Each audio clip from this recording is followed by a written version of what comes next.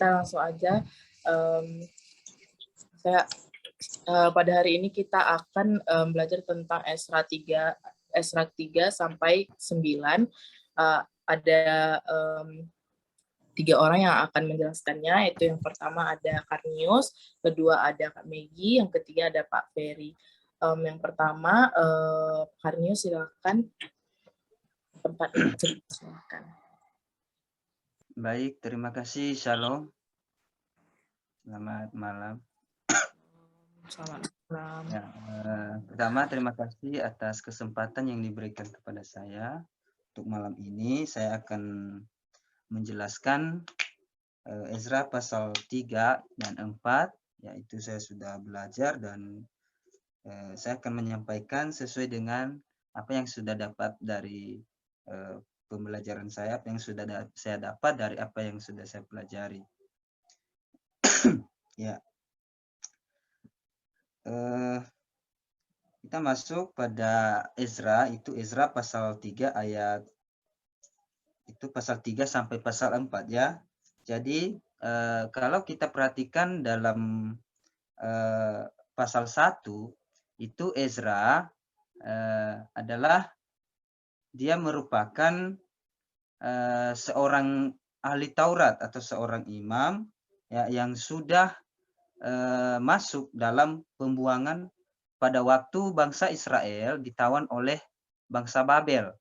Jadi dia seorang Yahudi yang termasuk orang yang sudah dibawa dalam pembuangan ketika mereka mengalami pembuangan atau ditawan oleh bangsa Babel ya, mereka dibawa di Babel menjadi tawanan.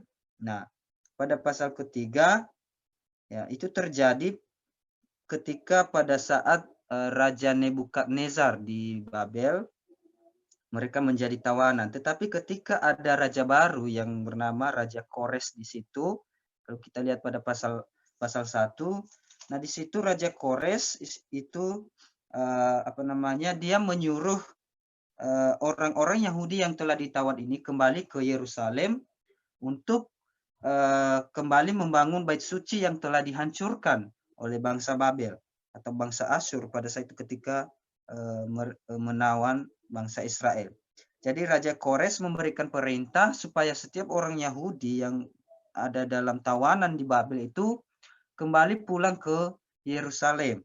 Nah, jadi pada saat ini juga ya, di sini juga Raja Kores ini ia mengembalikan semua alat-alat atau alat-alat yang telah dirampas ketika bangsa Israel ditawan. Jadi ia mengembalikan kembali alat-alat itu ke Yerusalem untuk kembali dibangun atau dibuat yang namanya bait suci. Jadi secara khusus pada pasal ketiga itu diberikan perikop di situ adalah pembangunan mezbah. Jadi dalam pasal 3 ini berbicara tentang bagaimana pembangunan bait suci itu kembali dipimpin oleh Ezra sendiri. Ya, dia mengajak orang-orang Yahudi untuk kembali membangun daripada mezbah. Ya, itu kalau kita baca pada pasal 3 ayat 3, ya, mereka mendirikan mezbah itu di tempatnya semula. Sungguh pun mereka ketakutan terhadap penduduk negeri, lalu mereka mempersembahkan di atasnya korban bakaran kepada Tuhan, korban bakaran waktu pagi dan waktu petang. Jadi Bapak Ibu semua, prioritas utama orang buangan yang baru pulang dari Babel ini adalah mereka mau membangun kembali yang disebut dengan mezbah, atau bisa dikatakan bahwa itu adalah bait suci, bait Allah yang sudah dirobohkan oleh bangsa Babel ketika menawan bangsa Israel. Kenapa? Karena mezbah ini merupakan satu tempat pusat bagi bangsa Israel untuk menyembah Tuhan. Jadi mezbah adalah pusat penyembahan orang Yahudi. Karena kenapa? Di atasnya korban dan darah pendamaian karena dosa dipersembahkan kepada Allah. Ya, jadi itu prioritas utama mereka adalah membangun kembali mezbah Tuhan itu yang sudah dihancurkan. Kenapa? Karena melalui mezbah ini mereka mengadakan persembahan kepada Tuhan. Mereka bisa datang kepada Tuhan untuk mempersembahkan sebuah korban pendamaian baik antara Tuhan antara manusia. Itu yang dimaksud dengan mezbah, ya, tempat menyembah, tempat untuk mempersembahkan korban kepada Tuhan. Nah, mereka juga mengadakan hari raya Pondok Daun, ya, sesuai dengan yang ada tertulis, dan mempersembahkan korban bakaran hari demi hari menurut jumlah yang sesuai dengan peraturan, yakni setiap hari menurut yang ditetapkan untuk hari itu. Nah, Bapak Ibu, itu juga hari raya Pondok Daun itu adalah hari raya pengucapan syukur bagi Israel. Ya, kenapa? Mereka bersyukur atas hasil panen yang sudah mereka terima. Mungkin mereka sudah mendapatkan hasil yang begitu luar biasa, maka mereka mengadakan yang namanya ucapan syukur.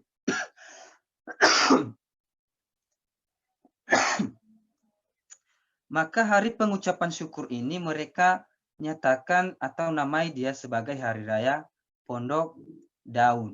Ya, itu mereka artinya bahwa itu mereka mempersembahkan hasil panen pertama kepada Tuhan. Jadi itu dia hari raya Pondok Daun.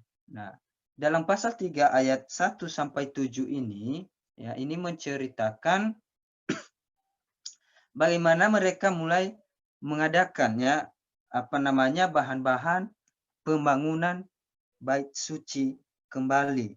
Ya, kalau kita lihat pada ayat ke-6, sejak hari pertama bulan yang ke-7 mereka mulai mempersembahkan korban bakaran kepada Tuhan, namun dasar bait suci Tuhan belum juga diletakkan. Jadi pada ayat 1 sampai ke-6 itu sampai 7 masih belum ada peletakan dasar bait suci itu, tetapi mereka masih mungkin memikirkan, ya, bagaimana mencukupkan bahan, bagaimana kita mendapatkan bahan-bahan daripada pembangunan bait suci ini. Lalu mereka memberikan uang kepada tukang batu dan tukang kayu, sedang kepada orang Sidon dan Tirus makanan dan minuman dan minyak, supaya orang-orang itu membawa kayu aras di Libanon sampai ke laut dekat Yefus seperti yang telah diizinkan kepada mereka oleh Kores, raja negeri Persia itu. Jadi mereka masih berusaha untuk mengadakan bahan-bahan yang digunakan dalam pembangunan bait suci ini, ya, bait suci untuk Tuhan. Jadi itu yang mereka lakukan dari ayat 1 sampai ayat ke-7 ini, masih berjuang untuk mengadakan bahan-bahan daripada pembangunan bait suci itu sendiri. Ya, jadi itu perjuangan daripada Ezra memimpin orang-orang Israel yang ditawan di Babel kembali pulang di Yerusalem untuk membangun bait suci. Pada ayat ke-8 itu sampai ayat ke-13, nah, jadi ada perikopnya di situ, peletakan dasar bait suci. Jadi mungkin bisa kita katakan bahwa dalam ayat 8 ini mereka sudah mulai mengerjakan, ya, sudah mulai mengerjakan pembuatan bait suci tersebut. Ya. Jadi ketika mereka meletakkan bait suci itu, ya, pada ayat 10, pada waktu dasar bait suci Tuhan diletakkan oleh tukang-tukang bangunan, maka tampillah para imam dengan memakai pakaian jabatan dan membawa nafiri, dan orang-orang Lewi Bani Asaf dengan membawa ceracap untuk memuji-muji Tuhan menurut petunjuk Daud Raja Israel. Secara berbalas-balasan mereka menyanyikan bagi Tuhan nyanyian pujian dan syukur. Sebab ia baik, bahwasanya untuk selama-lamanya kasih setianya kepada Israel. Dan seluruh umat bersorak-sorai dengan nyaring sambil memuji Tuhan, oleh karena dasar rumah Tuhan telah diletakkan. Jadi Bapak Ibu Saudara yang terkasih, itu pada ayat 10 sampai ayat 11 ya, itu mereka bersyukur, bersorak-sorai kepada Tuhan karena kenapa? Mereka melakukan satu pekerjaan yang besar adalah mendirikan kembali bait suci. Itu adalah lambang daripada kehadiran Tuhan di tengah-tengah umat Israel, adalah keberadaan daripada bait suci itu. Ya. Jadi itu tempat bagi Tuhan untuk, bisa kita katakan, untuk berhenti atau untuk berjumpa dengan umatnya. Ya, ketika umatnya datang kepada Tuhan, mereka datang di dalam bait suci. Ya. Jadi karena pembangunan bait suci ini, peletakan dasar bait suci itu, mereka sangat bersukacita. Ya, dikatakan tadi itu mereka membawa nafiri, ya, bahkan membawa ceracap untuk memuji-muji Tuhan. Kenapa? Karena sangat bersukacita. Kenapa? Ya, karena pembangunan bait suci ini, ya, ini menjadi lambang daripada kejayaan bangsa Israel. Ya, ketika bait suci itu dibangun kembali. Artinya bahwa ya Tuhan masih memberikan penyertaan bagi umat Israel. Tuhan masih ada di tengah-tengah bangsa Israel. Nah, kalau kita baca pada ayat 12 di situ nanti, tetapi banyak di antara para imam, orang-orang Lewi, dan kepala-kepala kaum keluarga, orang tua-tua yang pernah melihat rumah yang dahulu menangis dengan suara nyaring ketika peletakan dasar rumah ini dilakukan di depan mata mereka. Sedang banyak orang bersorak-sorai dengan suara nyaring karena kegirangan. Jadi di situ juga Bapak Ibu Saudara yang terkasih, orang-orang yang dulunya ikut melihat bagaimana pembangunan bait suci yang sebelumnya itu dilakukan oleh Raja Salomo, di situ dikatakan mereka menangis. Kenapa mereka menangis sebenarnya Bapak Ibu? Karena mereka sangat bersuka cita. Karena kenapa? Aib daripada kehancuran bait suci sebelumnya itu hilang kembali ketika diadakan pembangunan bait suci yang dari tawanan atau dari bangsa Babel. Ya, jadi itu mereka sangat bersuka cita, menangis di hadapan Tuhan karena aib daripada kehancuran bait suci hilang, ya, dengan kembalinya dibangun bait suci oleh Ezra dan orang-orang yang kembali daripada pembuangan. Jadi itu Bapak Ibu, sehingga pada ayat di situ nanti, ya, mereka tidak bisa membedakan mana orang yang menangis, orang yang bersukacita. Hampir semua orang itu bersukacita, bernyanyi. Kenapa? Karena sangat bersyukur atas pembangunannya bait suci kembali. Ya, Bapak Ibu, bisa kita katakan bahwa itu melambangkan kehadiran Allah kembali di tengah-tengah bangsa Israel setelah mereka ditawan beberapa tahun di negara asing. Jadi Tuhan kembali tengah-tengah mereka, Tuhan kembali memberikan kejayaan bagi mereka. Itu pada pasal ketiga, Bapak Ibu. Pasal 4, ya, di sini juga terjadi sebuah persoalan pada pasal 4, ya. Kalau kita lihat pada pasal 4, Bapak Ibu, ini pembangunan bait suci dihambat, ya. Ya, kalau kita baca perikopnya, pembangunan Yerusalem terhambat oleh perlawanan. Jadi Bapak Ibu, kenapa nanti terjadi penghambatan daripada pembangunan bait suci ini? Ya. Jadi pada pasal ini pembangunan bait suci terhambat oleh orang-orang yang ingin bercampur dalam pembangunan bait suci. Ya. Jadi kalau kita lihat di situ Bapak Ibu pada ayat pertama, ketika lawa orang Yehuda dan Benyamin mendengar bahwa orang-orang yang pulang dari pembuangan itu sedang membangun bait suci bagi Tuhan Allah Israel, maka mereka mendekati Zerubabel serta para kepala kaum keluarga dan berkata kepada mereka, biarlah kami turut membangun bersama-sama dengan kamu, karena kami pun berbakti kepada Allahmu, sama seperti kamu, lagi pula kami selalu mempersembahkan korban kepadanya sejak zaman Esar Hadon Raja Asyur yang memindahkan kami kemari.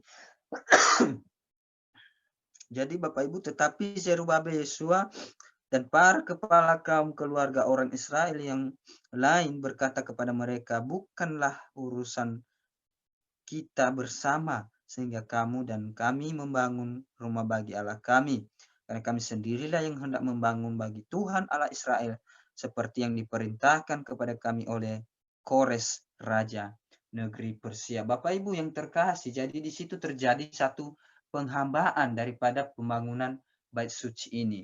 Ya, bisa kita katakan Bapak Ibu bahwa orang-orang yang menghambat daripada pembangunan bait suci ini juga ya mungkin secara secara kerohanian kita bahwa itu juga merupakan pekerjaan daripada iblis. Kenapa? Karena iblis tidak senang ketika orang umat Tuhan ya umat Tuhan membangun sebuah rumah bagi Tuhan sehingga ia memakai orang-orang yang menjadi lawan daripada bangsa Yehuda ini dan Benyamin ini untuk menghambat ya. Jadi orang-orang yang menjadi lawan bangsa Yehuda ini adalah kalau kita perhatikan adalah mereka ini adalah orang-orang Samaria. Ya, mereka orang-orang Samaria yang yang tidak taat kepada Tuhan, yang tidak takut kepada Tuhan. Jadi Bapak Ibu itu ajakan mereka untuk ikut membangun bait Tuhan sebenarnya itu satu komplotan kejahatan yang mereka ingin buat. Kenapa Bapak Ibu? Bahwa sebenarnya dalam hati mereka bahwa mereka ingin menghancurkan niat bangsa Israel yang pulang dari Babel untuk tidak kembali membangun bait suci ini. Nah, jadi tetapi di situ bahwa bangsa Israel juga menolak daripada kerjasama daripada bangsa lawan mereka ini yang berbaik hati di depan mereka, tetapi sebenarnya di dalam hati itu sudah ada duri yang begitu tajam. Nah, Bapak Ibu, ini satu pembelajaran ketika saya belajar daripada pasal 4 ini ya. Kadang-kadang ada orang yang begitu baik kepada kita mengajak kita untuk baik, membuat satu kebaikan, melakukan hal yang emang ingin berbuat baik kepada kita, tetapi sebenarnya ada satu hal yang tidak baik di dalam hatinya. Nah, kadang-kadang kita tidak bisa melihat ini Bapak Ibu ya, seringkali terjadi dalam kehidupan kita. Ya, mungkin kita melihat di luar bahwa ini orang yang sangat baik, orang yang begitu secara penglihatan kita adalah orang yang takut akan Tuhan. Namun namun sebenarnya ada satu niat kejahatan di dalam hati. Nah, jadi Bapak Ibu yang terkasih di dalam nama Tuhan Yesus Kristus, ya, pada pasal 4 ini, ya, saya mengajak kita mengambil satu pembelajaran itu. Jangan sampai kita ada di dalam bagian ini. Kita menjadi pura-pura baik kepada orang, tidak. Ya, jangan kita menjadi pura-pura baik, ya. Kenapa? Karena itu sangat dibenci oleh Tuhan.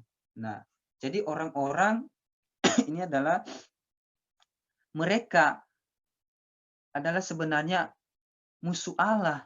Mereka tidak takut kepada Tuhan. Kenapa? Karena mereka masih mempertahankan dewa-dewa sesembahan mereka, ya, dan tidak menerima firman Allah.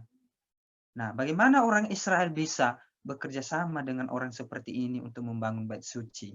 Makanya mungkin bisa kita klaim bahwa makanya orang Israel menolak daripada ajakan kebaikan, ajakan baik mereka, tawaran baik mereka, karena bangsa Israel sudah tahu hati mereka yang jahat sebenarnya.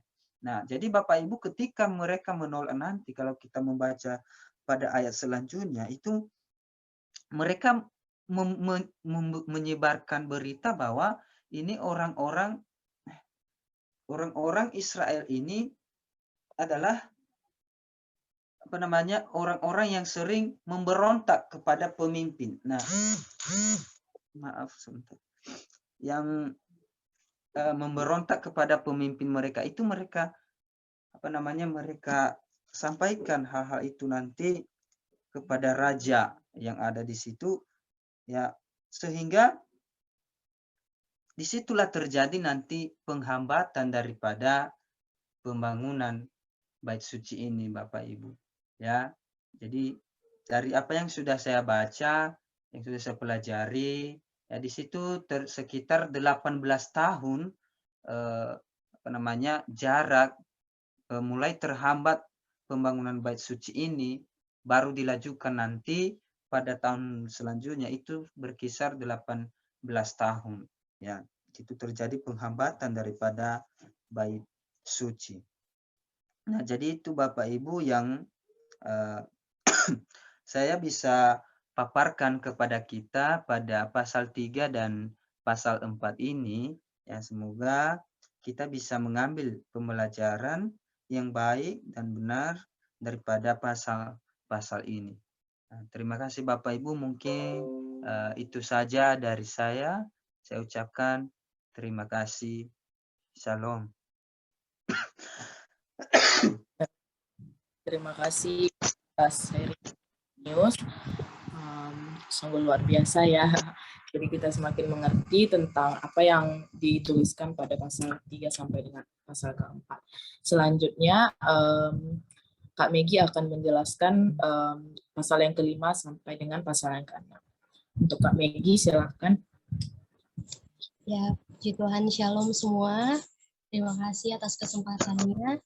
Melanjutkan dari apa yang sudah Kak Karnius sampaikan, bahwa tadi mereka baru pulang dari pembuangan di Babel, dan mereka adalah angkatan yang pertama ya. Angkatan yang pertama itu Zerubabel.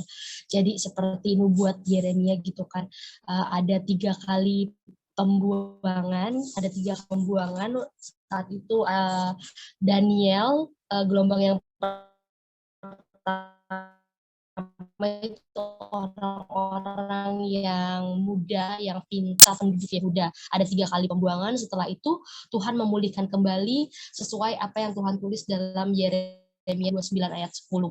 Kalau kita lihat Yeremia 25 ayat 11 itu bernubuat tentang bahwa Yehuda akan dibuang gitu, tapi Yeremia 29 ayat 10 akan dibebaskan gitu. Jadi ini benar-benar adalah suatu penggenapan firman Tuhan ya.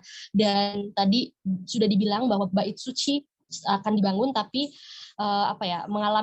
mengalami pemberhentian gitu kan, sempat dihentikan karena ada masalah, yaitu pada orang-orang buangan yang pertama kali dibebaskan, yaitu Zerubabel dan lawan-lawannya gitu. Jadi 3 kali pembebasan nanti ada yang pertama kelompoknya Zerubabel, yang kedua ada Ezra, ketiga kelompoknya Nehemia gitu. Jadi saat ini kita bahas tentang bagaimana kelompok pertama gitu setelah dibebaskan mereka mencoba membuat bait suci, tapi tadi sudah dijelaskan oleh Kak Karnius gitu, dijelaskan bahwa pembangunan sempat terhenti tadi ya sampai tahun kedua zaman pemerintahan Darius, sekitar tadi udah dibilang 18 tahun, sekitar 535 sampai 520 sebelum Masehi gitu. Memang itu yang membuat sama ya, kalau kita bisa lihat gitu, ini bisa terhenti karena semuanya adalah semua harus terjadi gitu. Tapi kita bisa lihat di Ezra 5 dan 6, makanya saya ambil 2 pasal ini dengan tema kalau Allah di pihak kita, siapa dapat melawan kita.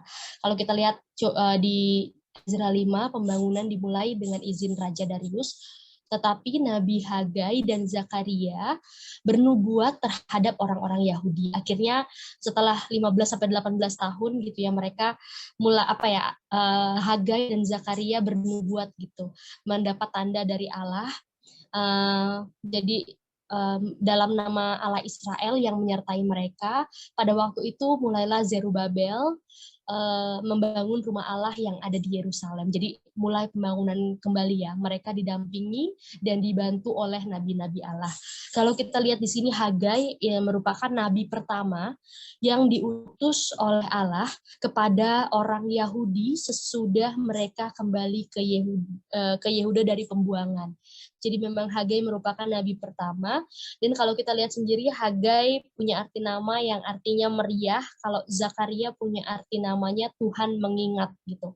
Jadi nanti kita akan baca juga pasti di kitab Hagai gitu kan, bagaimana cerita tentang lebih detailnya gitu.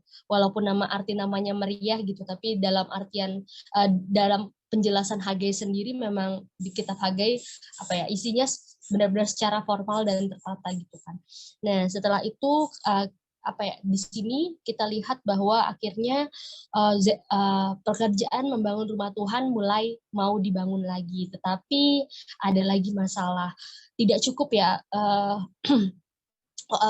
memang tadi Karnius sudah bilang bahwa iblis nggak suka kalau bait Allah, baitnya Tuhan itu terbangun gitu. Sama kan kalau kita lihat kenapa saat ini masalah-masalah di Indonesia juga terjadi, kesulitannya adalah pembangunan gereja gitu. Kayaknya sulit banget bangun gereja. Ada masalah hal bangun bait Allah pun kayaknya susah banget kayak. Jadi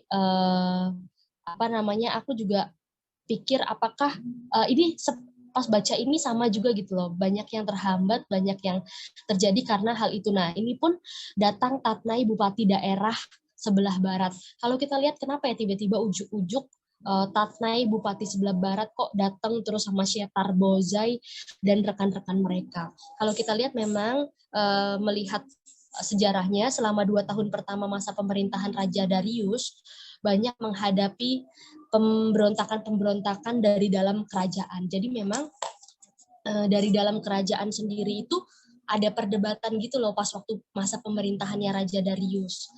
Makanya mendorong pejabat rendahan itu mengawasi segala pekerjaan-pekerjaan yang mencurigakan. Oleh karena itu Tatnai Bupati daerah itu datang gitu loh, melihat ini jangan-jangan hal-hal yang mencurigakan ini karena lagi ada perpecahan di dalam kan pas waktu pemerintahan Raja Darius. Tapi ternyata sampai dilihat pun kan sampai ditanya ayat yang kelima, tetapi mata Allah mengamati para tua-tua orang Yahudi sehingga mereka tidak dipaksa berhenti oleh orang-orang itu sampai ada berita diterima oleh Darius dan kemudian dikirim kembali surat jawaban mengenai hal itu. Nah, inilah salinan surat yang dikirim Tatnai. Jadi isinya memang kehadapan Raja Darius, dia ngadu gitu, dia bilang coba ini loh rumah ini sedang dibangun dengan batu yang besar-besar, sedang dindingnya dilapisan kayu. Kalau kita lihat memang di sini batu-batu besar itu hanya untuk membangun sebuah kayak bangun buat istana dan bangunan-bangunan khusus gitu memang. Makanya kayak kuil, makanya coba deh kamu lihat, kamu cek gitu, dia nyuruh Raja Darius gitu. Pas kita nanya siapa yang membangun ini, kita lihat ayat yang 11. Kami adalah hamba-hamba Allah semesta langit dan bumi, dan kami membangun kembali rumah yang telah didirikan bertahun-tahun sebelum diselesaikannya oleh seorang raja Israel yang agung. Ini dimaksudkan adalah Salomo anak Daud yang membangun bait suci sebelumnya selama 7 tahun ya, tapi ternyata sudah hancurkan ketika kalah dengan kerajaan Babel gitu kan. Nah, akan tetapi pada tahun pertama Raja Kores, Raja Negeri Babel, dikeluarkan perintah oleh Raja Kores untuk membangun rumah ini. Juga perlengkapan emas dan perak yang tadi juga pokoknya udah dijelaskan sama Karnius juga ya, bahwa Raja Kores memang dipakai Tuhan gitu. Raja Kores orang yang belum tidak percaya tapi Tuhan pakai untuk untuk membebaskan bangsa Israel dan membiarkan bangsa Israel membangun rumah Tuhan. Jadi kalau kita lihat di Ezra 5 ini memang di reminder lagi gitu loh. Coba deh kamu cek dulu gitu. Jadi memang ada persoalan, tapi di sini aku lihat ada keberanian untuk bersuara gitu. Kalau memang ini adalah suatu kebenaran dan memang ini harus dilakukan dan dilaksanakan, ya kenapa kita perlu takut gitu? Nggak perlu takut sama Tatnai atau pegawai-pegawai lain, gubernur yang lain, kalau memang yang emang harusnya adalah nubuat Tuhan, biarlah terlaksana gitu. Terus di ayat yang ke-17, oleh sebab itu jika dianggap baik raja, maka hendaklah diadakan penyelidikan di dalam gedung perbendaharaan raja. Apakah pernah dikeluarkan perintah Raja Kores? Jadi minta dicek lagi gitu, apakah benar nih Raja Kores pernah suruh kayak gitu. Nah, makanya lanjut ya di Ezra 6. Sesudah itu atas perintah Raja Darius diadakannya penyelidikan. Kemudian Ahmeta itu adalah kota tempat Raja Persia melewati musim panas mereka. Jadi emang Ahmeta itu kota tempat biasa Raja Persia gitu. Nah, benteng yang di provinsi Media didapati sebuah gulungan yang isinya sebagai berikut. Kalau sebuah gulungan itu apa ya, kayak potongan, dulu itu nulisnya pakai kulit gitu, pakai potongan sejenis tanaman air yang bisa jadi kertas gitu zaman-zaman dulu. Terus piagam yang isinya memang sama apa ya, perintahnya Raja Kores. Jadi memang benar kan ditemukan bahwa ada perintah untuk pembangunan bait suci ini. Berarti benar kan mengenai rumah Allah di Yerusalem. Rumah itu harus dibangun kembali sebagai tempat orang mempersembahkan korban sembelihan dan korban api-apian, haruslah tingginya 60 hasta. Lalu di situ dikatakan juga di ayat yang ke-6, oleh sebab itu hai Tatnai bupati daerah seberang Efrat serta rekan-rekanmu para punggawar daerah seberang, hendaklah kamu menjauhkan diri dari sana. Biarkan pekerjaan membangun rumah Tuhan itu. Pada akhirnya Tuhan buka jalan gitu. Memang kalau kita lihat ya, jaraknya lama ya antara kalau kita baca Ezra 4 tadi yang waktu pembangunan Yerusalem harus terhambat dan harus dihentikan oleh Raja Artahsas.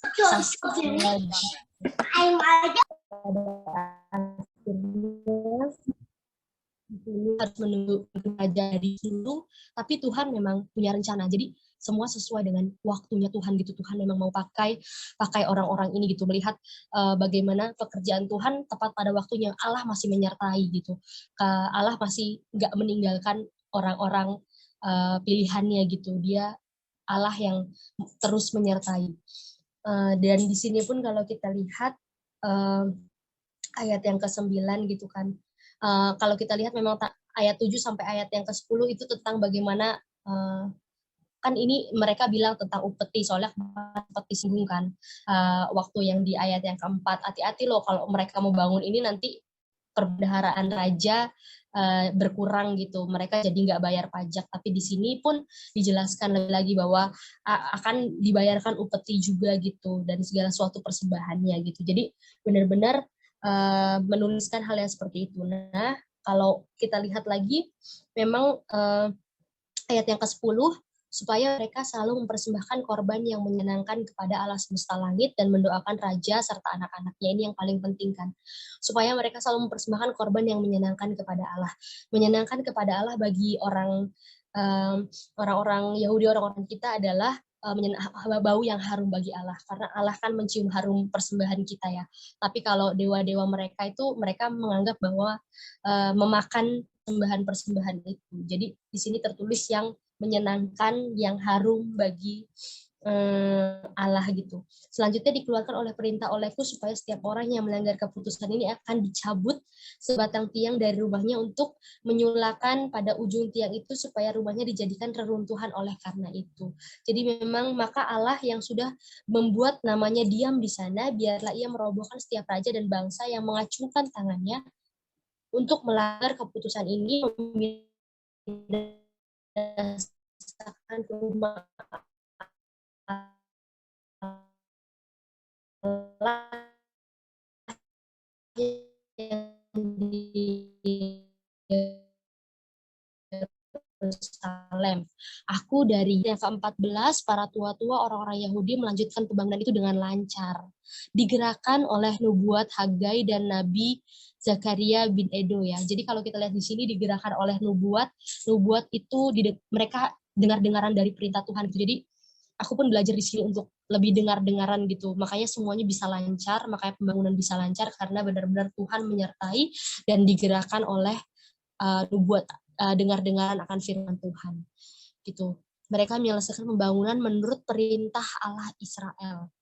Jadi benar-benar menurut perintah Kores, Darius, Artasasta, ini maksudnya Artasasta yang kedua ya.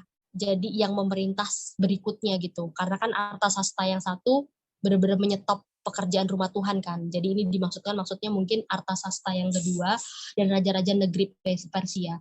Jadi kalau kita bisa lihat memang Allah berkarya melalui penguasa-penguasa dunia untuk melaksanakan kehendaknya. Memakai orang-orang yang tidak percaya kepada Tuhan, tapi Tuhan bisa pakai gitu. Memang jadi memakai kalau kita lihat, kita aplikasikan dalam kehidupan, kayak seringkali kita nggak percaya sama pemimpin kita. Seringkali kita nggak percaya sama gubernur kita, wali kota kita, bahkan presiden kita sama kebijakan-kebijakan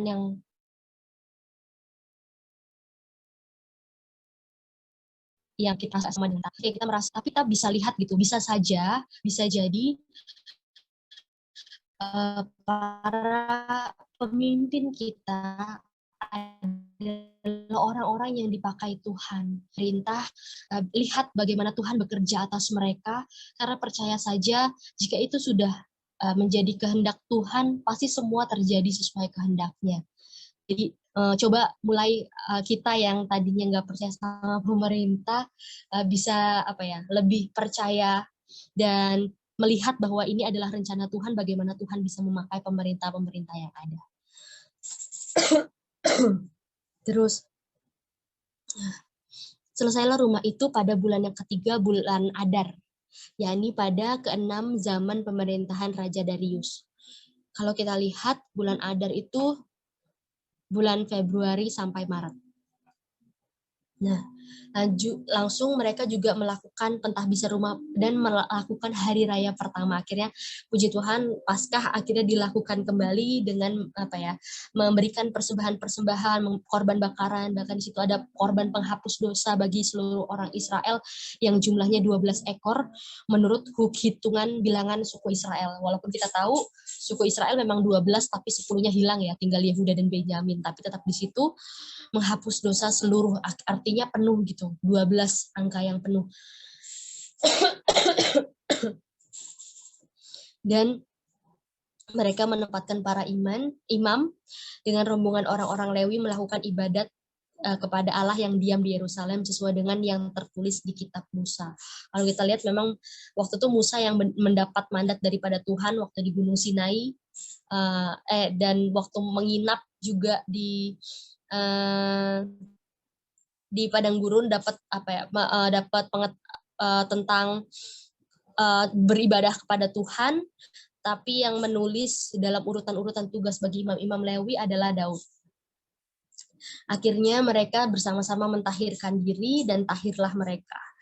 Sampai ayat yang ke-22, lagi pula mereka merayakan hari raya roti tak beragi dengan sukacita, karena Tuhan membuat mereka bersukacita, ia telah memalingkan raja negeri Asyur, sehingga raja membantu mereka dalam pekerjaan membangun rumah Allah, yakni Allah Israel. Di sini memalingkan hati raja negeri Asyur dimaksudkan itu adalah raja Persia, karena waktu itu Persia sudah mengambil alih Asyur ya. Jadi jangan bingung, maksudnya Allah memakai raja untuk membantu mereka adalah raja-raja Persia yang tadi disebutkan di ayat yang ke-14.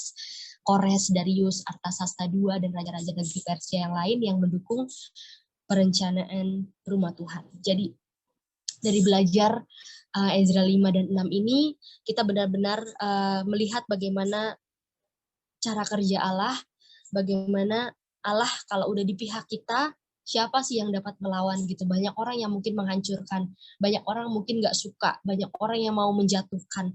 Tapi kalau ini menjadi kehendak Allah, ini sudah jadi kehendak Allah, Allah pasti sertai. Bahkan Allah bisa memakai orang-orang yang tidak percaya, Allah bisa memakai orang-orang yang tidak kita bayangkan untuk bisa membantu kita. Jadi tetap berpengharapan sama Tuhan, percaya bahwa semua yang sudah Tuhan tuliskan di sini, yang sudah Ezra menuliskan di sini adalah bagian dari rancangan Allah, dan melihat bagaimana Allah tetap menyertai, bagaimana Allah memulihkan, bagaimana perjanjian Allah dan juga nubuat Allah harus terjadi. Itu aja, terima kasih. Ya, saya jelaskan ya, pasal 7 sampai 9 ya, sharing.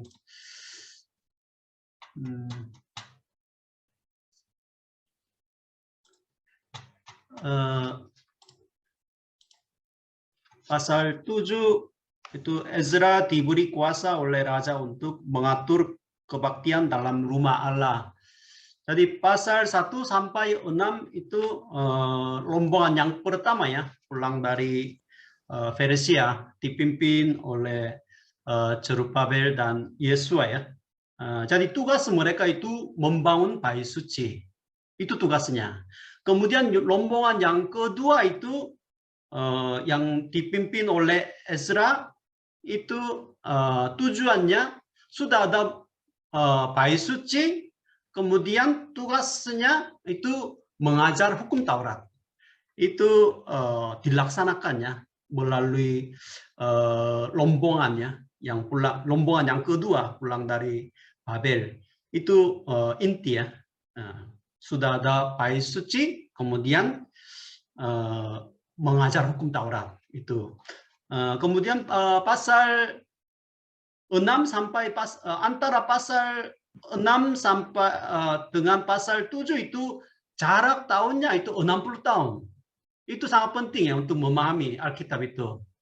Jadi pasal 7 ayat 1 kemudian daripada semuanya itu. Jadi itu sudah berlalu. Pasal 6 selesai merayakan hari raya Paskah seperti zaman Yosia ya. Sesudah zaman Yosia tidak ada hari raya Paskah. Akhirnya dipulihkan semua, kemudian membangun bait suci, kemudian merayakan hari raya Paskah. Kemudian daripada semuanya itu sudah berlalu 60 tahun. 60 tahun. Itu pentingnya untuk memahami ya. Karena selama 60 tahun itu banyak perubahan sudah terjadi mungkinnya. Pada zaman pemerintahan Artasasta negeri Raja Persia, maka berangkatlah Ezra bin Seria bin Azaria bin Hilkia dan bin terus di sini ya ayat 2, ayat 3 sampai ayat 5 ya. Bin itu nenek moyang Ezra. Yang paling atas itu ada Harun. Jadi ayat 5 ya di sini bin Harun yaitu Harun imam kepala. Jadi mengapa menjelaskannya nenek moyang Ezra itu? Karena nenek moyang Ezra itu yang paling atas itu Harun. Betul-betul yaitu Lewi imam besar yang pertama. Ezra itu keturunannya yang ke-16. Kalau saudara-saudara hitung-hitung semua ini, yaitu keturunan ke-16 itu Ezra. Jadi itu Tuhan memelihara keturunan Harun sampai ke Ezra sebagai orang Lewi ya, imam. Jadi imam inilah layak untuk mengajar hukum Taurat. Jadi ada wibawanya, otoritasnya, karena dia keturunan Harun ke-16. Kemudian ayat 9-nya, tepat pada mereka itu rombongan yang kedua berangkatnya tanggal 1 bulan pertama, ya tahun baru berangkat ya. Memulai perjalanannya pulang dari Babel dan tepat pada tanggal 1 bulan 5 tiba di Yerusalem. Jadi perjalanan mereka itu ya dibutuhkannya waktunya 4 bulan. 4 bulan. Jadi itu jarangnya dari Persia sampai ke Yerusalem itu 1.600 km. Sekarang juga kalau dari Yerusalem kalau ke Persia itu ya jalurnya hampir sama dengan jalur yang dipakai Ezra.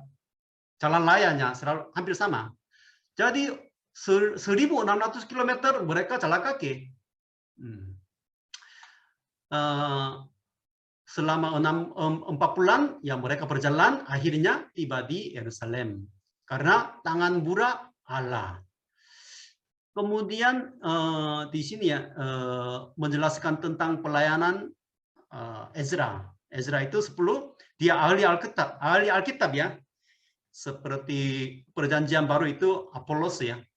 Sebab Ezra telah bertekad untuk meneliti Taurat Tuhan dan melakukannya serta mengajar ketetapan dan peraturan di antara orang Israel. Itu tugas ya Ezra dan orang Lewi.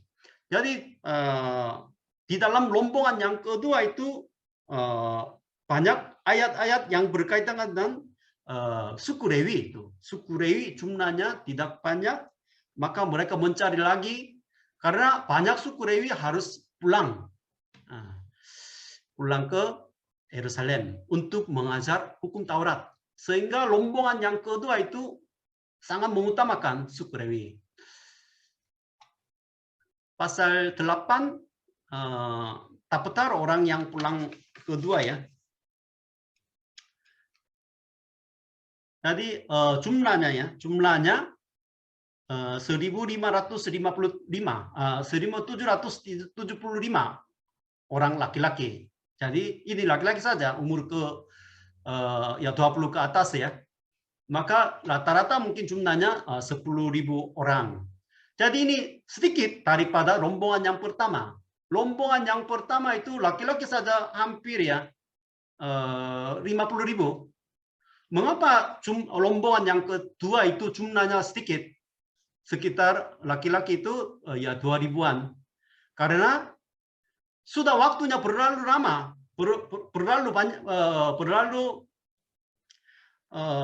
sesudah dibuang ya. Rombongan yang pertama mereka pulang kira-kira ya 50 tahun, belum nyampai 70 tahun. Tapi rombongan yang kedua ini tadi sudah bait suci sudah jadi, sehingga 70 tahun udah lewat, kemudian 60 tahun kemudian, kira-kira 130 tahun udah berlalu. Sehingga banyak orang Israel yang tinggal di Babel atau Persia itu merasa aman. Bagaimana mungkin bisa kembali ke Yerusalem lagi?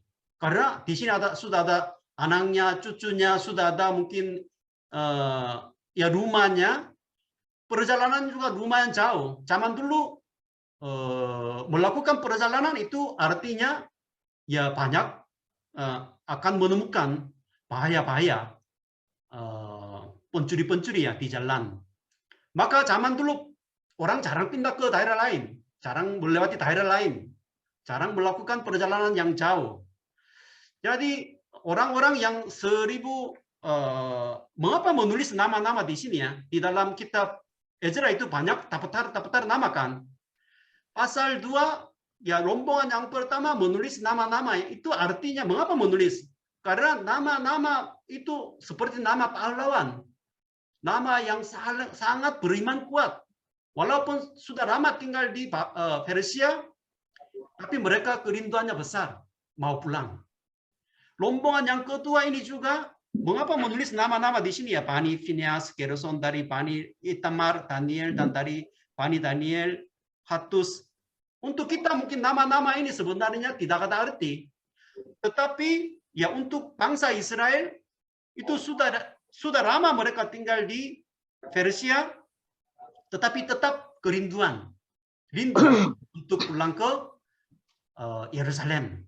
Walaupun jumlahnya sedikit. Sehingga mereka menulis nama-nama mereka sesuai dengan keturunan mereka. Jumlahnya juga jelas kan? Jelas.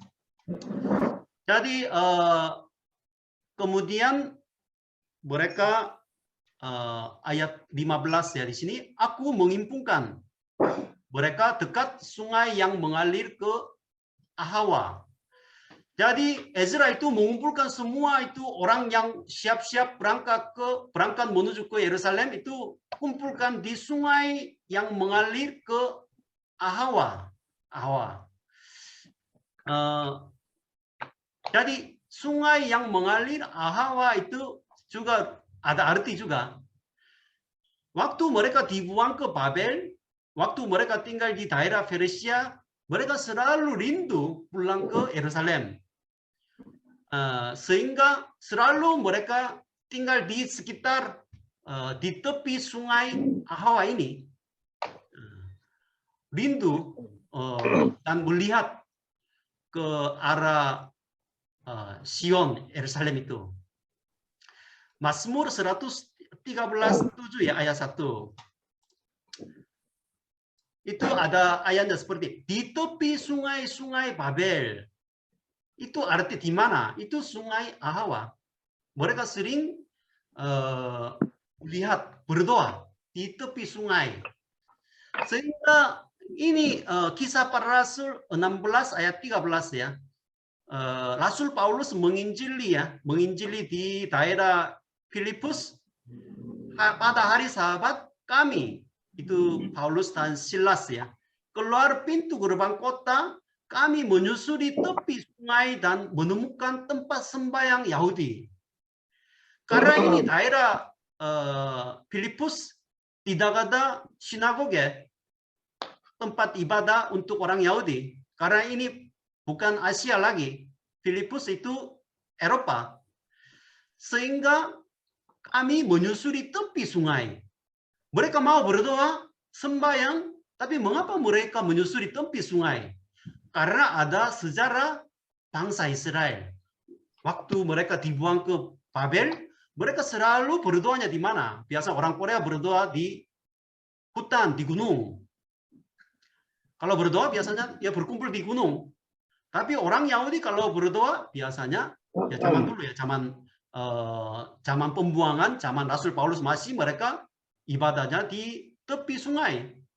Maka Rasul Paulus juga mencari tempat sembahyangan di tepi sungai, itu tradisi.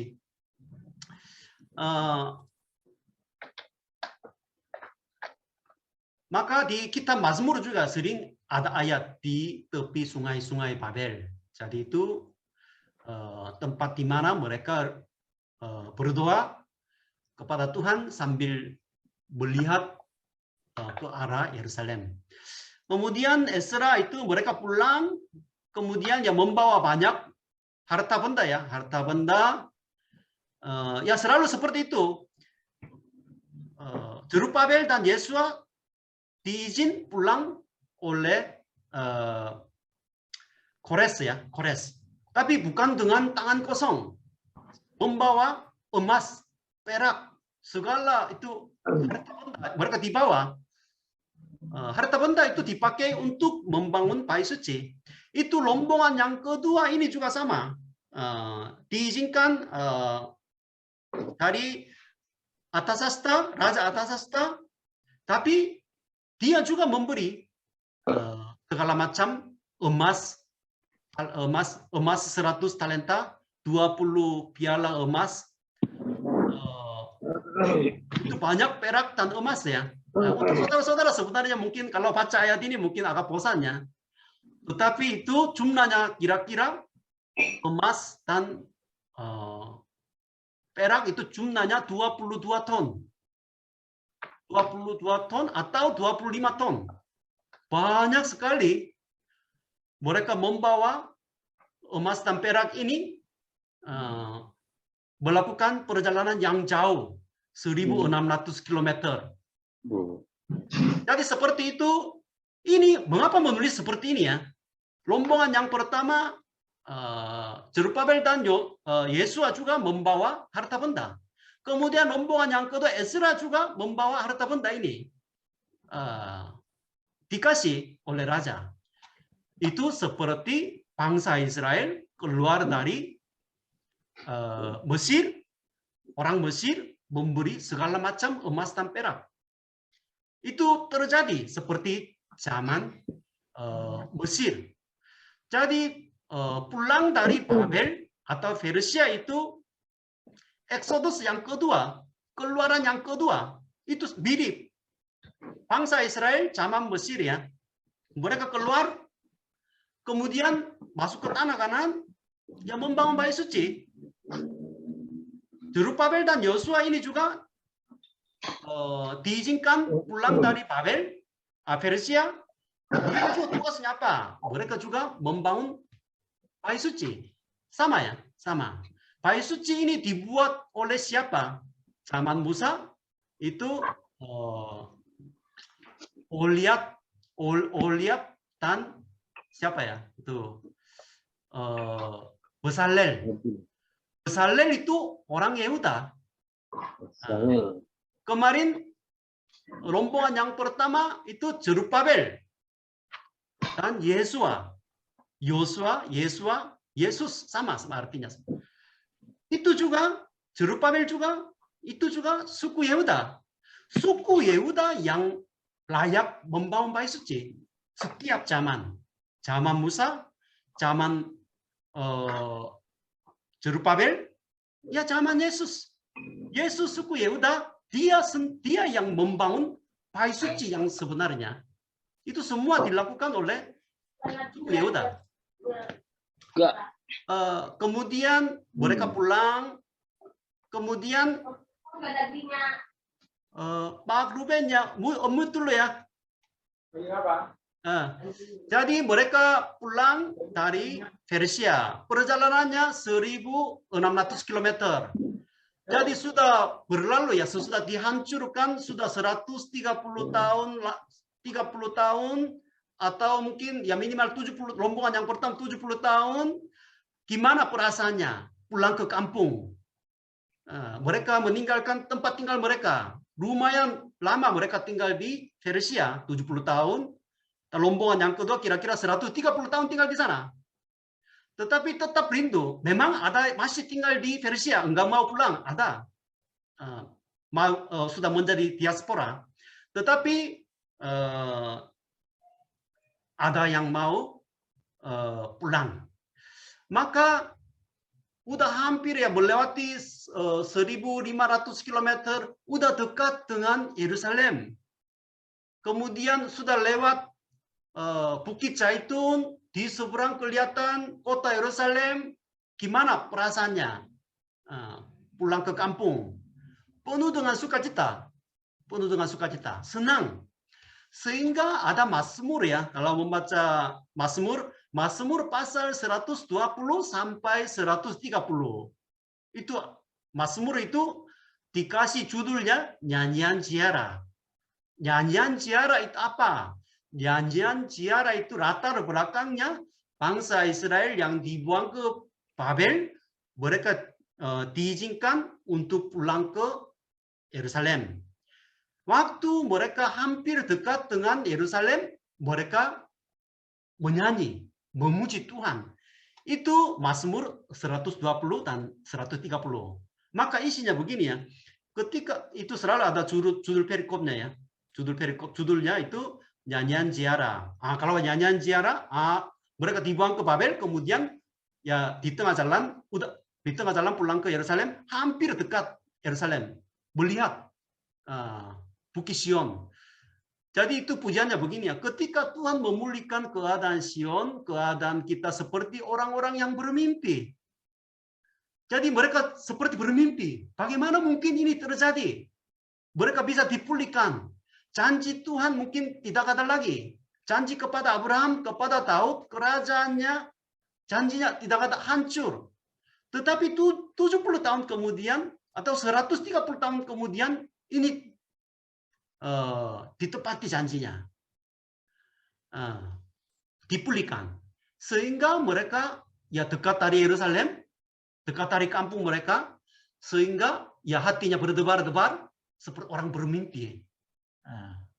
Pada waktu itu mulut kita penuh dengan tertawa dan lidah kita dengan sorak-sorai.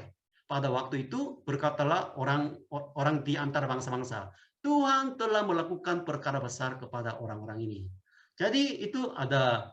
Jadi Sion itu sama dengan Yerusalem ya. Sion itu ya banyak arti, tapi salah satu artinya mungkin itu benteng ya, benteng. Ya di mana ada rumah Tuhan itu Sionnya. Itu Yerusalem. Jadi mereka menyanyikan nyanyian Mazmur itu 120 sampai 130. Semakin dekat terus satu pujian, satu Mazmur mereka menaikkan. Maka ini menjadi tradisi nanti bernyanyi ketika orang Israel menuju ke Yerusalem untuk merayakan 3 hari raya besar. Jadi orang Israel laki-laki ya umur ke atas 20 tahun wajib datang ke Yerusalem untuk merayakan hari raya, khususnya 3 hari raya besar. Hari raya Paskah, hari raya Pentakosta, hari raya Pondok Tahun. Wajib datang ke Yerusalem. Waktu itu mereka mungkin ada yang berangkat dari Roma, ada yang berangkat dari Mesir. Jadi ya perjalanan jauh, tapi sudah sampai dekat, sudah hampir dekat dengan kota Yerusalem, ya mereka hatinya berdebar-debar, penuh dengan sukacita. Jadi itu ya pujian, nyanyian ziarah. Kemudian tiba di Yerusalem, ya Ezra pasal 8 ayat 31, karena bagaimana mereka bisa melakukan perjalanan yang begitu panjang ya dari sini ya. Karena tangan Allah kami melindungi kami. Jadi itu tangan Allah kami itu kitab Ezra dan kitab Nehemia nanti juga itu salah satu kata kunci ya. Semua itu terjadi karena tangan Allah. Tidak kelihatan tapi tetap berkuasa, tetap melindungi janji Allah. Kalau mereka tidak pulang, bangsa Israel hancur, tidak ada lagi, ya janji Tuhan kepada Abraham, Daud, ya tidak ada. Tetapi ini dipulihkan. Kemudian mereka pulang, kemudian waktu itu juga orang-orang telah kembali dari penawanan, yakni mereka yang pulang dari pembuangan, mempersembahkan sebagai korban bakaran pada Allah Israel. Lembu jantan 12 ekor. 12 ekor itu simbol 12 suku Israel ya. Tetap itu 12 suku itu mereka pegang. Walaupun kebanyakan suku yang dipulang itu suku Yehuda dan Benyamin. Sebenarnya suku ke-10 suku yang sudah dihancurkan oleh kerajaan Asyur itu tersebar kemana-mana. Hanya sebenarnya suku Yehuda dan suku Benyamin atau beberapa orang Lewi saja pulang dari Persia. Tetapi mereka mempersembahkan 12 ekor itu sebagai korban. Karena masih mereka rindu mempersatukan 12 suku anak Yakub itu ya.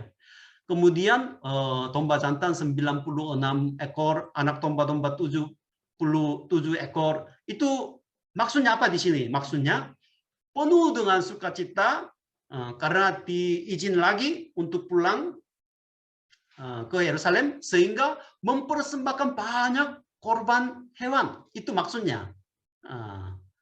Banyak lebih daripada kemampuan mereka. Karena sekarang penduduk Yerusalem sekarang berapa? Kira-kira berapa? Tidak begitu banyak ya. Kemarin rombongan yang pertama 50 ribu orang pulang kan. Itu aja, kemudian rombongan yang kedua tadi kira-kira 10.000.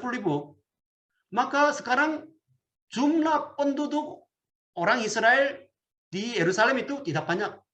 Tetapi mereka mempersembahkan banyak korban. Itu artinya di sini ya. Kemudian 9. Tetapi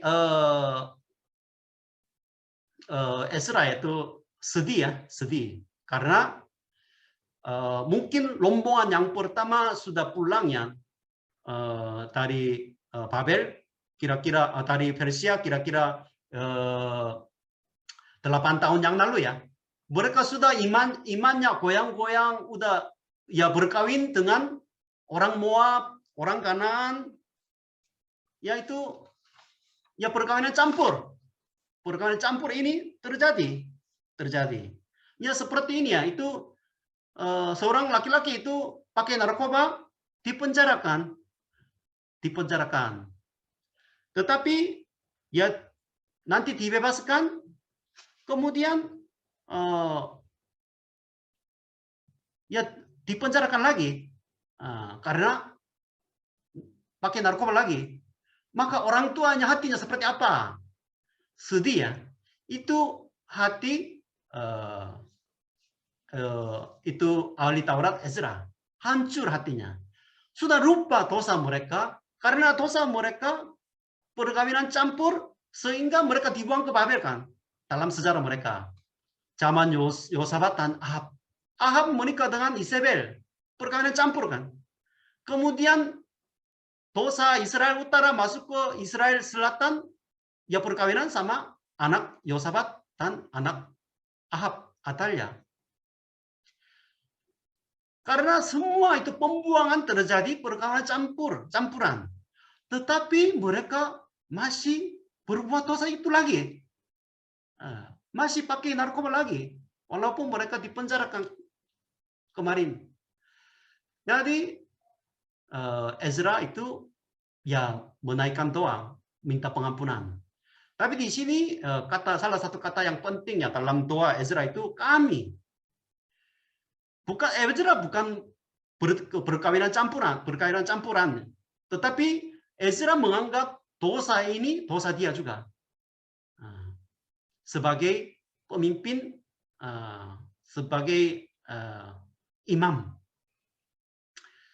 Jadi korban petang ya, waktu korban petang itu biasanya jam 3 sore. Biasanya di Bait Suci biasa sehari 2 kali ibadah ya. Jam 3 sore itu ibadah yang pertama, karena satu hari mulai petang ya.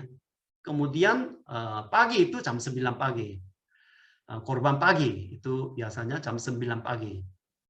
Jadi doa Ezra ini mirip dengan doa Musa di padang gurun.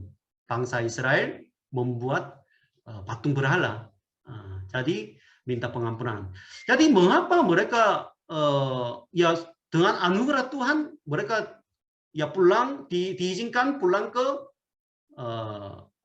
Yerusalem, sudah membangun Bait Suci, dan mereka belajar banyak pelajaran dari kesalahan nenek moyang mereka. Semua masalah ini terjadi karena perkara campuran, tetapi mereka berbuat lagi dosa ini. Berapa? Yang pertama mungkin ya, tidak jelas di dalam Alkitab, tapi yang pertama, mereka mungkin sudah lama tinggal di Babel, pulang ke Yerusalem, di mana sudah bangun Bait Suci, tetapi di mana kehidupan mereka sehari-hari? Tidak ada makanan, tidak ada uang. Karena orang Samaria yang sudah lama tinggal di Yerusalem, mereka menguasai semuanya. Sulit mencari makanan, ekonomi. Sehingga mereka menikah dengan orang Kanaan, orang Moab yang sudah mampu secara ekonomi. Itu mungkin salah satu alasannya. Jadi nama-nama orang perkawinan campur ya, itu tertulis di dalam pasal 10 juga. Nama mereka itu nama-nama yang sangat memalukannya. Beda dengan kemarin Tapetar nama-nama yang pulang rombongan 1 pasal 2, kemudian rombongan yang kedua pasal 8, itu nama-nama pahlawan iman.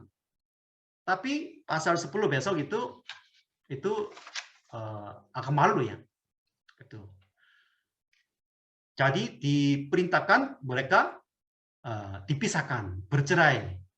Jadi itu kasus khusus ya, kasus khusus. Zaman sekarang tidak boleh diterapkan. Menikah dengan orang tidak percaya disuruh bercerai, itu enggak Alkitabiah.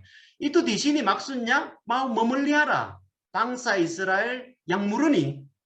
Karena janji Allah kepada Abraham, keturunanmu, kepada Daud itu keturunanmu akan banyak. Itu ada janjinya. Kalau bangsa Israel campur dengan bangsa yang lain sehingga Israel tidak ada, itu gimana? Jadi itu ada kaitan dengan janji ya, janji. Sehingga itu kejadian khusus zaman perjanjian lama harus bercerai. Itu diperintahkan. Karena perkawinan itu bukan hanya jatuh cinta. Karena melalui perkawinan itu ada berhala. Berhala masuk. Itu arti perkawinan campurnya. Jadi tidak boleh ini. Tetapi bangsa Israel ya sekarang mereka melakukan hal ini. Sedih ya. Sering dipenjarakan karena narkoba. Ya dibebaskan. Tapi ya berbuat lagi. Sehingga itu Ezra itu hatinya hancur. Seperti Amsal 26 ayat 11, seperti anjing kembali ke muntahnya. Demikianlah orang bebal yang mengulangi kebodohannya. Dia sudah bertobat, muntah kotoran itu, tapi dia makan lagi, berbuat dosa lagi. Ini terjadi dalam sejarah bangsa Israel dan sampai sekarang. Bertobat, tetapi berbuat dosa lagi. Jadi itu selesai. Kemudian kesimpulannya ya Ezra ya, kemarin sudah bahas ya beberapa hal. ya pemulihan untuk sisa-sisa umat Israel. Nah, sisa-sisa itu biasanya disebut remnant ya. Sisa-sisa umat pasti dipulihkan karena ya tangan Tuhan. Tangan Tuhan yang menguasai semua raja dan pemerintahan dunia. Kerajaan Babel pun bangsa Israel dihancur oleh Babel bukan karena Babel berkuasa besar, tidak. Babel pun itu alat mengajar sebagai alat. Bangsa Israel juga akan Babel juga akan dihancur oleh Persia. Persia juga dihancur oleh kerajaan Yunani. Kerajaan Yunani juga dihancur oleh kerajaan Roma. Kerajaan Roma juga dihancur. Sehingga waktu Yesus datang, ya bertobatlah, kerajaan surga sudah dekat. Bangsa-bangsa, kerajaan-kerajaan semua dihancurkan, tapi kerajaan Allah, kerajaan surga itu akan dilanjutkan selama-lamanya. Jadi dalam kondisi kesulitan, kita tetap pegang ya, menaruh harapan mutlak kepada Tuhan. Karena Tuhan masih berkarya, akan memulihkan suatu hari nanti. Jadi itu harapan untuk orang percaya. Yang kedua, memulihkan ibadah. Jadi bangsa Israel pulang, diizinkan pulang, ya untuk apa? Untuk membangun bait suci. Itu bait suci itu untuk kita itu memulihkan ibadah. Jadi setiap hari kita jam tertentu kita menyembah Tuhan, ibadah di tempat masing-masing atau hari Minggu bersekutu bersama-sama. Jadi ibadah itu dipulihkan. Kalau mau ibadah seperti pasal 4 ya kemarin itu ada tantangannya, orang Samaria yang mengganggu. Kemudian ya perkawinan campuran terjadi. Itu banyak tantangan-tantangan ada. Kemudian yang kedua seperti Ezra ya. Tugas Ezra itu bertekad untuk ya meneliti, melakukannya dan mengajar hukum Taurat. Zaman sekarang di mana ada orang atau jemaat yang bertekad meneliti firman Tuhan, melakukannya dan mengajar firman Tuhan kepada jemaat. Tidak ada. Itu karena apa? Karena ini zaman kegelapan. Tidak ada jemaat yang mau meneliti firman Tuhan, mempelajari firman Tuhan dan melakukannya, mengajar. Ini tidak terjadi. Sedih ya, sedih. Karena itu zaman kegelapan. Kemudian jangan kompromi dengan orang tidak percaya. Itu perkawinan campur ya. Jadi berkompromi. Mengapa berkompromi? Karena ya tidak ada uang. Harus hidup, harus makan. Sehingga ya berkawinan campur atau berkompromi sedikit-sedikit itu dibiarkan sehingga ya itu dosa ya. Perkawinan campur dosa itu dilakukan lagi seperti nenek moyang mereka. Jadi kita harus putus segala dosa ya, segala dosa. Jadi itu kita bisa belajar dari kitab kitab Ezra ya seperti kitab Keluaran itu sama dengan kitab Ezra. Keluaran yang pertama zaman Mesir, kemudian Keluaran yang kedua itu zaman Zerubabel.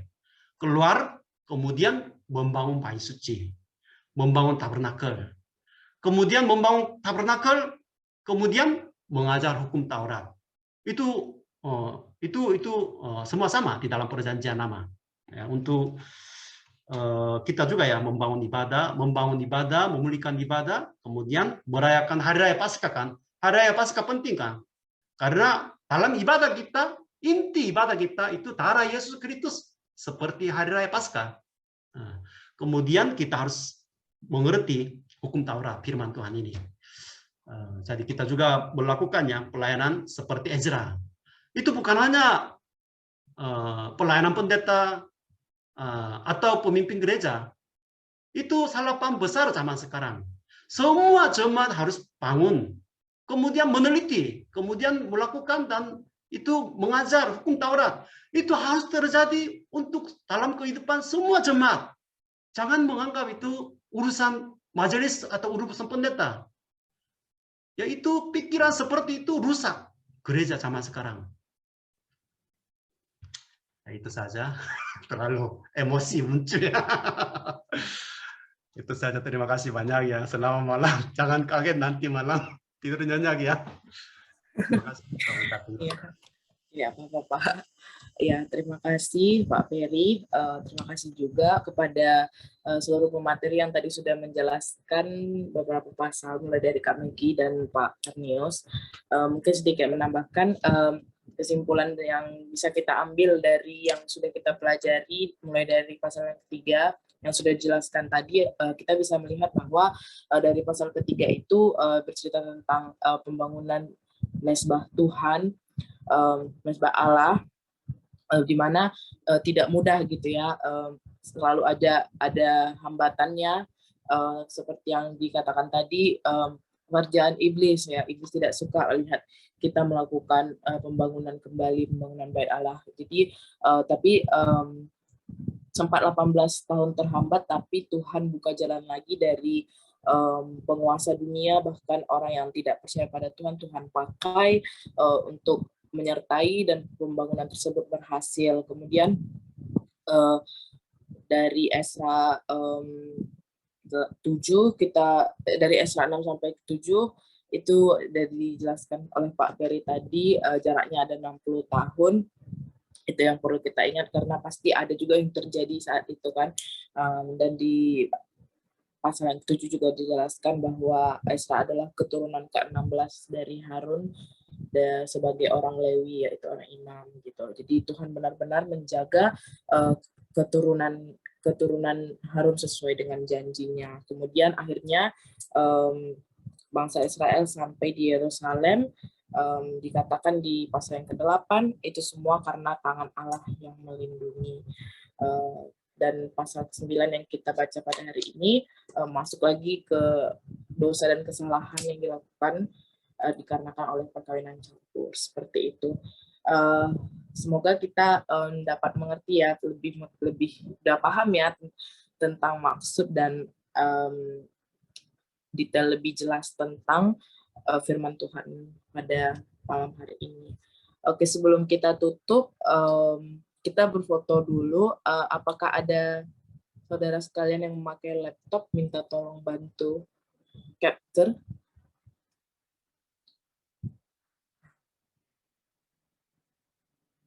Tidak ada ya? Apakah ada yang punya laptop?